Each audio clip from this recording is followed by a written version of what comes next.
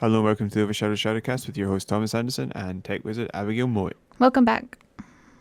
That sounded very quickly. Sorry. Welcome back. Welcome back. Welcome back.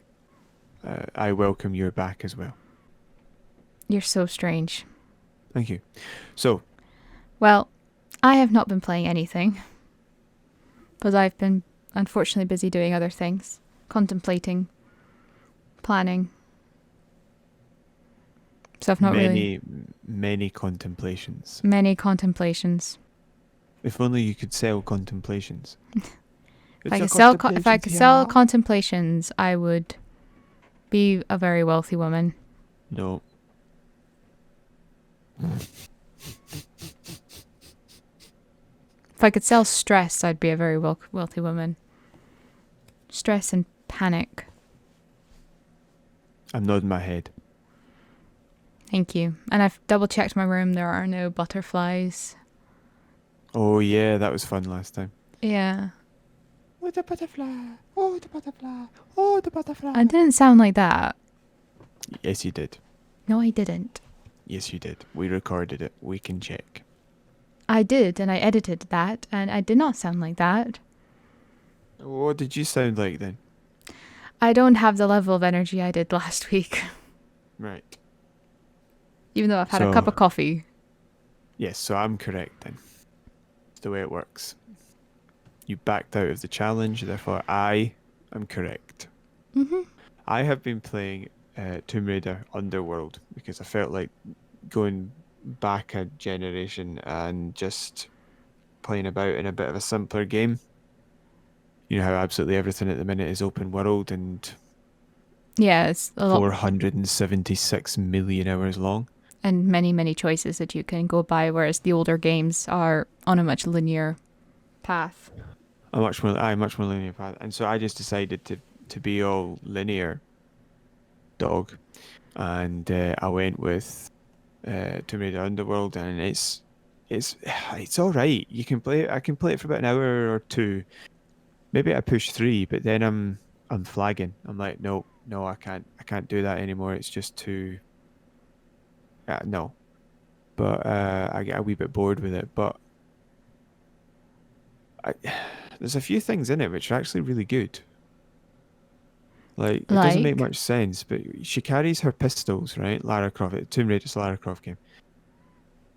But she carries her pistols, but you can carry a second weapon, and you can change it whenever you want. You just go into the menu and change it. She's got a limited amount of ammo for the secondary weapon during that mission. But then once you've used up all your shotgun shells, you just switch to the assault rifle, whatever. It's quite forgiving on that front. I quite like it. How old's the game? It's Xbox 360 era. Right. I was just trying to work out. Yeah. Maybe 2010 or something like that. I'm not entirely sure. Can't remember which Lara Croft game I have. I got one on the PC because it was free at the beginning of lockdown. But I'm trying to remember what one I have for the PS1. I'm looking it up. It is 2008. So it's very boxy. Yeah, there's a few graphical elements in it that are brilliant, but there's a lot in it that just end up looking a bit like, I don't know. There's a charm to those Blood games. Money? There's a charm to those games though, because when your arms go through walls, or there's like a table sticking out of your head or something like this. That's always funny. Yeah. I haven't had it much like that. I don't think. I did have one point where she did sort of like warp across the map a wee bit. But it got me out of the way of a shark, so I'm not really complaining. I think the game I played was Tomb Raider. I'd have to look it up. It's one of the really early ones. It's like one where it starts off and it's a flash, like the start of the tutorial is when she's like an assistant for somebody. Like younger. She's got double braids, she got double braids, not just one. Yeah. Does it look like PlayStation 1 graphics? It is a PlayStation 1 game. Yeah, so it could be the first one then. Yeah. Yeah, so I like I like the fact you can swap your guns. I like the collectibles. There's a few hard hidden ones, well hidden ones, but most are right in front of you, so that's quite rewarding. The relics are much harder to find. It's sort of like two different types of collectible with one relic per over area. There are over areas, and I think you can jump between them because the way the save system works. Oh, pardon me. The way the save system works, it saves your game as opposed to your like the world that you've created. So yeah, it's I found that quite good. I wish there was more interaction with the other characters that they've got in it, and it it relies very heavily on the previous games, and I've not played any of them. So, but it does have a reminder inbuilt. You can go and watch the videos that sums up the previous games, so you understand where the story is. So I might go and do that, even though I'm about halfway through. Yeah. But I also think the running animation for when she's sprinting is really good. It does look very, very, very human. Um, I think it's very, very good. I think the jumping mechanics are just ridiculous. Like if she actually did jump and twirl around like that, her brain would explode. But yeah, and I just think it's climbing is quite satisfying. The real issue is that there's just a couple of times when you try and do something and it doesn't work the way that it should, and you're just like, what? Why? How did that happen? Why did she bounce off that? Why did she jump at that angle? And it's just because I expect the fidelity of a more modern game. Its controls are basically just slower. Yeah. But there's a different skill in those games compared to new games.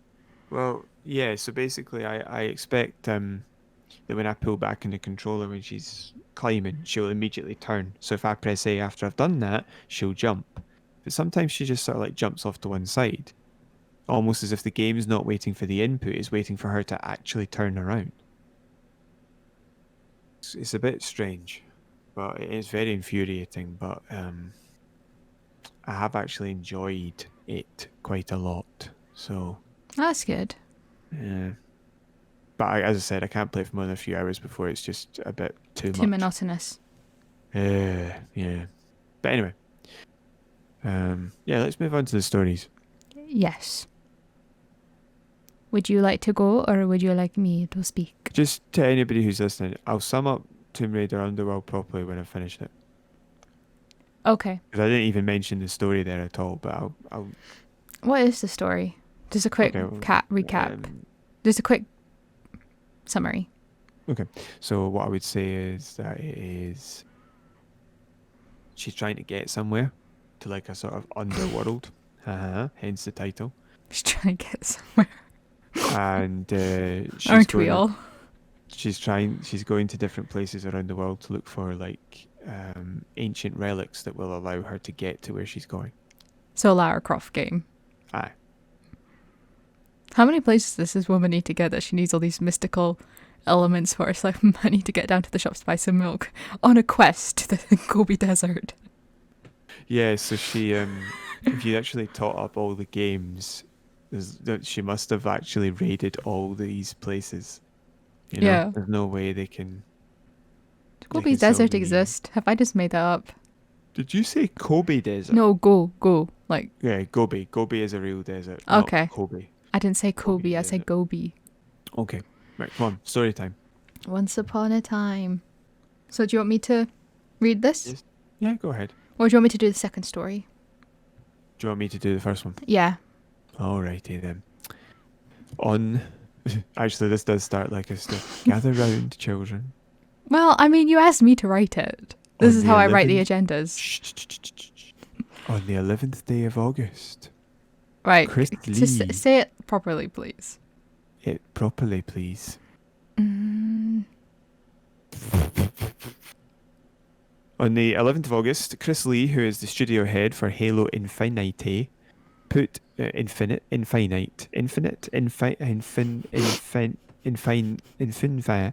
out a statement. Halo Infinite put out a statement on Twitter saying, "We have made the difficult decision to shift our release to 2021 to ensure the team has adequate time to deliver a Halo experience that meets our vision." I'm redlining. The decision to shift our release is a result of multiple factors that have contributed to development challenges including the ongoing COVID-related impacts affecting us all this year.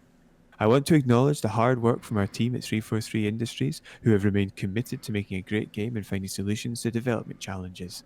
However, it is not sustainable for the well-being of our team or the overall success of the game to ship it this holiday. Yes. Okay. So, Why are you still sounding like that? I don't know. Did I spell It's- infinite right? Or have I No, not? you spelt it right. Please, Matt, I'm gonna say something. I'm gonna interrupt the story, sorry. Don't mess with this dyslexic's head like that, please. I'm always so scared in case I misspell something. Okay, I'm sorry. I don't accept the apology. You don't accept my apologies? Will you accept this punch in the face? If you can send that across Discord, then I will happily accept a punch in the face. This comes as see, I'm reading what you, pardon me, something I'm reading what you've written. So it's not necessarily Sorry, Yod. oh no, wait a minute. You have misspelt the next infinite.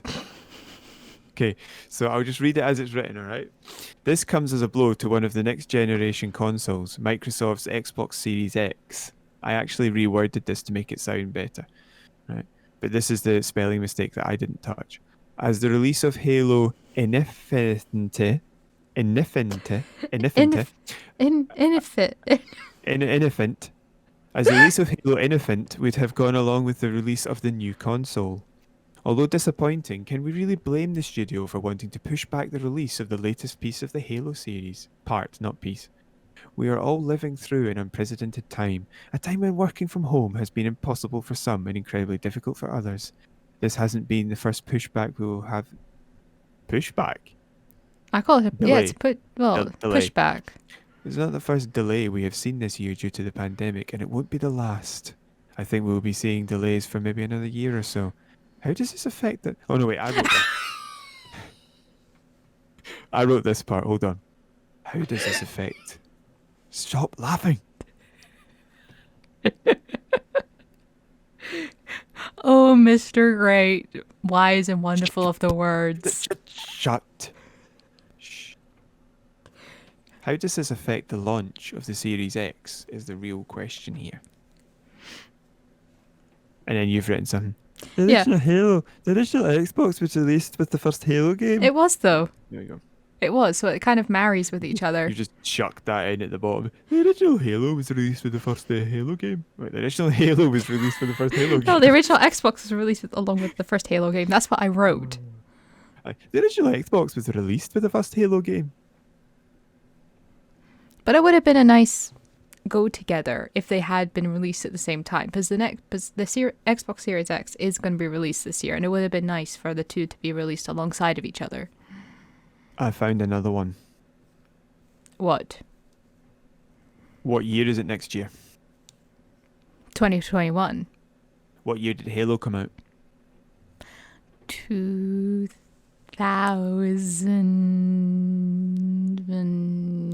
2001. And When? yes. 11. When? It's fair. 2001. Yes. So it's the next 20th year is anniversary. The 20th anniversary. I would not be at all surprised if it was delayed until November the 15th. Until the 15th of November. Because Okay. that would make it the 20-year anniversary of release of Halo CE. Yeah, but they may have actually had something else planned for that. Maybe. But I don't know why you wouldn't do that now. Yeah? Because The 20th Yeah. anniversary is next year.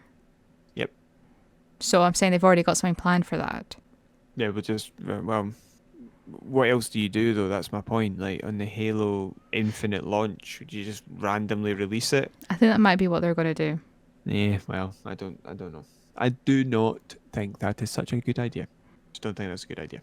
Yeah, but do you know what? Right, while you were editing this last night, I was also replying to it, and also I would just like to say that at the very top of the agenda, I have written, please, if making any comments, please put them at the end of the story. What I should have also read was, please also write them in red, because I have trouble distinguishing sometimes when you write something in there. I don't see it. I just wrote it in the same color at the end. Yeah. And even you got confused. Right. That's why you spelled it inefficient, inefficient, Inefente. Confefe. inefficient. Halo Elefante. inefficient. Elefante. Tululu. So the real question is, how does it affect the launch of the Series X? Because this was the game, like this was the launch title. There's not really another one. This No. is the major launch title that is exclusive to the Xbox Series X and that is not available on the PlayStation 4, and yet it's gone now. I don't know. You know that I've heard talk arounds of water cooler. That's Where's basically this the mythical water cooler? we can't tell you that. It's basically dead in the water now. So what do Xbox do? They focus very heavily on things like the Game Pass and backwards compatibility, but why would you buy a brand new console to play games you've already got on the one you've already got? Yeah. It doesn't make any sense. Well, they're going to have to release it. There's no other option. They can't really hold it Well, back a year. why not delay the console launch? What I'm saying I is mean, don't. They'll have to. There'll be financial aspects to this where they're going to have to release it. They won't there's have a probably choice. agreements as well. Yes. Probably, all the non-exclusive games are they've probably got agreements to launch at a certain point. Yeah. Yeah, they've worked themselves into a hole. Well, that's they've not. No, put- no, no, no. They've not worked themselves into a hole. Nobody knew that this was going to happen this year. No, I mean talking about having only one major title on their console. Yeah, but it's a title that everybody would have known, and they didn't foresee that something bad was going to happen. Yeah, but it's only one. There should be about a dozen. If you launch a console, Well, it maybe should there have a dozen is. exclusives on it. No, Well, no. right. Right, okay. There needs to be another showcase then, because the showcase so far demonstrated that there was only one major exclusive title, and it's Halo. So if it's gone, there isn't anything else. There's no Gears coming. Fable's not till 2021, 2022. There's nothing there. Maybe they've got some secret stuff they were going to release closer to the time. Well, Like they maybe need to. They do need to have something up their sleeves, because if this is actually all there is, it's not going to be bought apart from people who think they're still in a console war, yeah. because there's nothing else there. Infinity was the only reason to buy the Series X.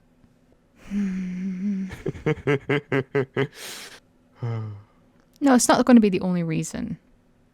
Well, what's the other ones then? Game Pass is available on the PC Because and on people the want to know. Xbox One. People want to know how it plays, like how the actual Xbox holds itself. But playing what?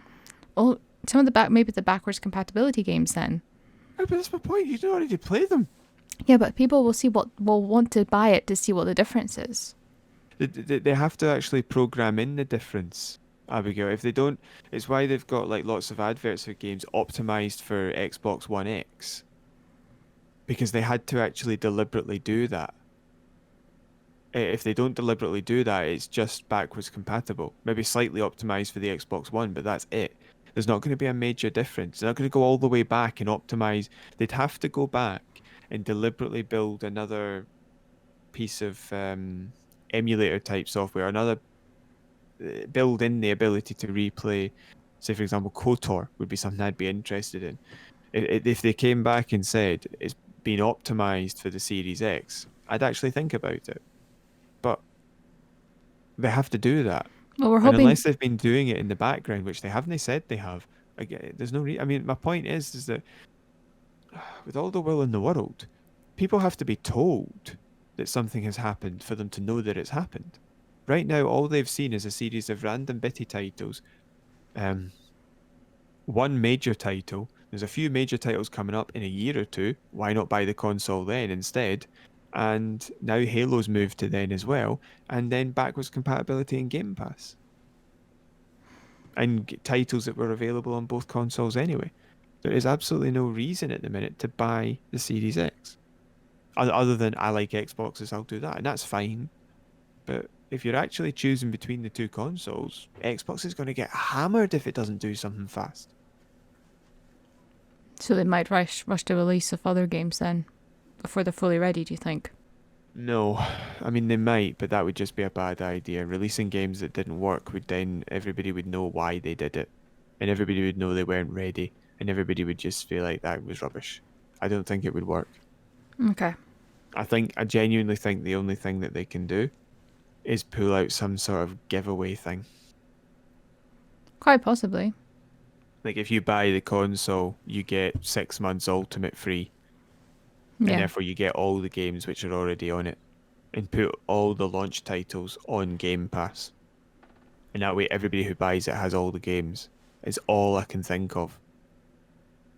They need to have either something up their sleeve or they need to do a giveaway. Because last time the reason that they tanked was not because they didn't have games. No, I mean they didn't have as many exclusives, but that wasn't why they had a problem. They had a problem because they tried to punish gamers for being gamers while releasing a console that seemed to be like more of a DVD player for rich people. So I just think that that's a real. I don't think it would work for them. No. So they need something else, and that's why I don't think they would angle down Rush Games because it just. I mean, look, if they had two huge, catastrophic, negative releases of consoles, 6 years apart? I mean, that's enormous. I mean, like, I think that the Xbox 360 beat the PlayStation 3, but then the PlayStation 4 beat the Xbox One. If PlayStation 5 then beat Xbox Series X, I mean, you're getting to the point where there's a pattern there, and it's that Xbox need PlayStation to make a mistake because that's what happened. PlayStation ended up releasing the PlayStation 3 way after the Xbox 360, so everybody already had a 360. But even then, it wasn't as bad as what's going to happen now if there's no games for it. And it wasn't as bad as what happened with the Xbox One. They just absolutely put everybody off. If you go back, if you look at the major things they were talking about when they released the Xbox One, it was the snap window, and it was, is it DRM? I don't know. So it's basically that you have to have a code to be allowed to play a game, and you can only share it with so many people a year. And what happened was that PlayStation, all their release thing, their showcases, just basically put up an advert of one guy who worked for PlayStation asking another guy who worked for PlayStation, "Can I borrow that game?" Yes, and then he hands the game box over. That was it. They just because Xbox had put up a video, or at their showcase, sorry, of like two guys like going through all this process to be able to borrow a game. Right. And that's how you borrow one on PlayStation 4. Can I borrow that disc? Yes, here you go. And it was so bad for Xbox, they had to remove that feature. Because it was just a case of people were writing in to say, "I'm not buying your console now because of this." There was another thing where the Xbox One originally had to be connected to the internet to be able to do anything. And people wrote in and said, "Look, I live out in the middle of nowhere. I need the console that can play offline because I can't get a reliable internet connection." And do you know what the guy said? Like senior management of Xbox said, "Move." I think I remember you telling me that. And the snap window was if you want to play a game and watch like I don't know football because you've got your TV box connected to your Xbox, like whatever it might be, Sky, Virgin, whatever. They've removed that. The snap feature went a couple of years after the console came out. So, like they've got to remember it's a gaming console, and like I can actually possibly see that the fact that it's something they could. Right, I'm sorry, but we're gonna have to leave that story there. We can't go into it anymore. We need to move on now. Yeah, you could talk about this for days because it's just you try to divine the future, but it's not looking good for them. Okay. Well, speaking of Xbox, we shall move on to our next story. Yep. So, amid outcry from Xbox fans, Microsoft have changed the box art for the new release of Xbox Series X games. Now, I apologize if I get confused with the names or anything like that, but there's a lot of Xboxes in this. Excuse me. What was it that caused the fans to pick up their phones and switch on their computers, to take to social media to challenge Microsoft? Was it a giant I understand why you got a bit caught up there. Yeah. I see what you've done. So, just to give you a heads up, ladies and gentlemen, Abigail and I get together and we write the agenda on a Google document so we can both see it, and that's what we have a wee look at while we're talking. Yes. And she's not picked up their phones; she's written picked up Thor phones. So that's why she got a wee bit tongue-tied there. It also puts in the mind the image of people going absolutely mental while wearing a giant big blonde wig and picking up a phone that only they can lift. Thank you Just for a pointing divine out my phone. stupidity yet again. The So, divine iPhone. It's not stupidity, it's just an accident and it's funny. I can't remember where it was. Um, so Ask. what was it? So basically, what was it? Was it a giant price label? Was it a giant Microsoft logo with very little about the game? No, it was a logo on the front of the box stating that it was an Xbox Series X game. Many fans were unhappy with the new look of the box art design, sorry, and Microsoft listened and have now moved it to the back of the box. Now I'm going to be Are you honest. okay? What was that? Are you okay? Because I'm a wee bit worried. You don't normally struggle this much. Well, you see, what happens is, pointing something out once is funny, but continuously makes me very nervous and makes me very anxious about what I'm reading. All right. That is why. I'm going to be honest, I don't see what the fuss was all about. I'll agree that the box art does now look a lot sleeker. However, there was something I appreciated about the logo being on the front of the box. The actual for the Series X game has not changed from the Xbox One design. For someone like me who looks out for marks on logos rather than pure writing, this would have been a big help to have it on the front. And then Tommy's mentioned that it was far too big. Yeah, the issue is that Xbox Series X or Xbox was written on the box. It was a logo, possibly maybe about an inch big.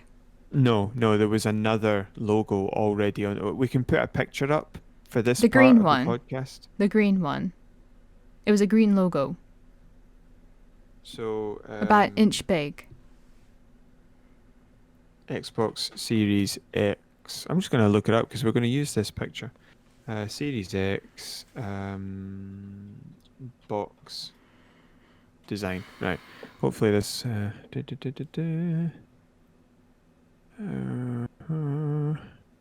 Right. So at the top of the box it says Xbox Series X. The one I found didn't say that. And it then says optimized for Series X in huge big writing. Now that's not necessary. It's green because everything's now color coded. It has Xbox Series X and whatever console it can be played on written on the front. Because games are digital now, so the disc doesn't hate to have like handshake protocols and all that jazz and whatever it is. Hold It on, always let confused me me, let me like, find this. why does an Xbox 360 game or as an Xbox One game, why can't it be read by a 360? There must be some sort of like handshake protocol or something like that that's going on in the background. The pictures I'm seeing, it just says Xbox at the top of the picture. It doesn't say Xbox Series X. It just says, there's a small black banner. Right, do me a favor. What's the game in the picture? Well, I'm looking at loads. I'm looking at Watch Dogs Legion. I'm watching Far Cry 6. Right, okay. I've got I'm Halo looking at Infinite. Dirt 5. I've got Halo Infinite up, and it does say Xbox at the top, and then a black banner tells you which Xbox games are compatible, and then it says optimized for Series X. That's the problem because it's blocking out the actual box art. In fact, in the game design, it was Dirt, I think it Yeah. was the one where it was really big. Yeah, that's just unnecessary. It's like actually physically blocking out a wee bit of the car, and that's what people want to see the car.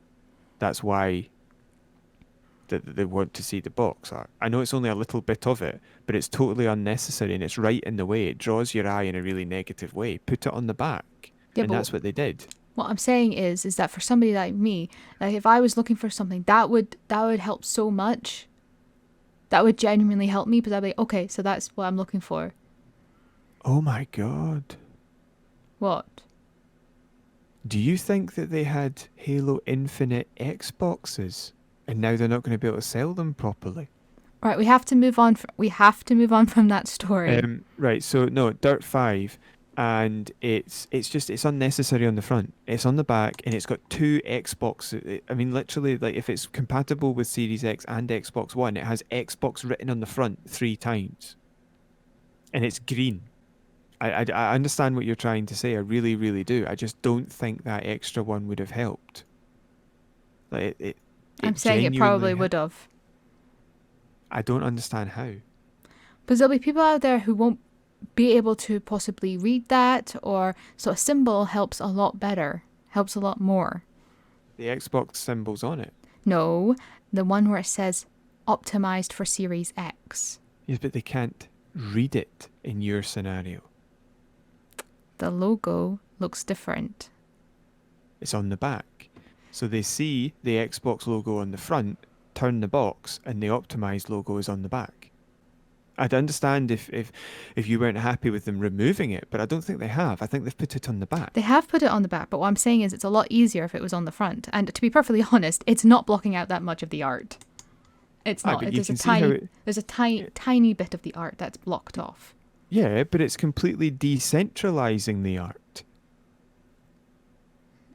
Do you know? I actually, like, I can understand for one of the Watch Dogs Legion. Yeah, that's an annoying position. That's annoying. That's an annoying position for it. But if they have it on the bottom, it's not going to make that much of a difference.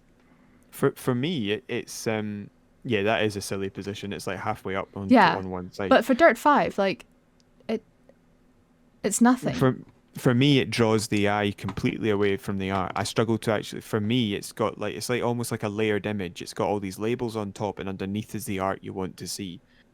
I'm sort of like it's almost like somebody's selling you a painting and they've put a giant price tag on it, and you can't actually see. It's like it's drawing your eye away from looking at the art because it's got all the Xbox labels. It's got the color, and then you can turn it round. I just think very, very few people will walk up to it and grab it and walk off and not even look at the back if they're looking at a box. So put it on the back, and people who like can turn it round. If you see an Xbox game you like the look of, you will walk up and you will turn it round.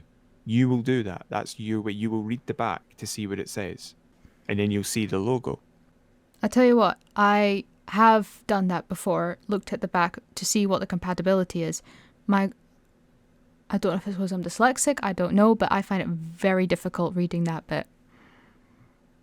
Yeah, but the logo is on the back. I know, but I don't know what it is. Sometimes I miss stuff like that. Okay. I just do. Do you think you would miss that logo if it was on the back? Quite though? possibly, depending on what colour the back was and how much writing there was, there is a good possibility I would miss it. So because of all the surround, even if it was the same size? Quite possibly. Okay. So what if they put a wee logo at the very top? Like, say, the top left in the green banner part? I don't know, possibly. Anyway, we'll move on. So that's basically what that story was. I can understand why people are unhappy about it, but if it actually would help, we'd need to try different designs to see. So sorry for the short podcast for there, folks. Unfortunately, stuff happened, so less time than normal. Some technical difficulties. Yes. So I hope you guys enjoyed this. If you want to listen to more of our stuff, you can subscribe to our channel and you can hit the like button, you can hit the notification bell, you can hit the share button. If you'd like to leave a comment down below, that'd be great. I think we did have a comment, but it seemed to disappear. Don't know what happened to that. You see how much we need each individual comment. Yeah. Please comment. Or you can email us at overshadowed@gmail.com, or you can find us on Facebook at overshadowed.shadowcast. And I hope you guys enjoyed it, and stay safe, and I will say goodbye. Well, yeah, I hope to entice you to join in next week, because next week we have a fascinating story about EA pay packets. Ooh. And equity grants and stuff. Yeah. Rightio. Okay, right. So I hope you enjoyed yourself. Yes. I wasn't talking to you, I was talking to people listening. I know. I also hope that. Goodbye. Bye-bye.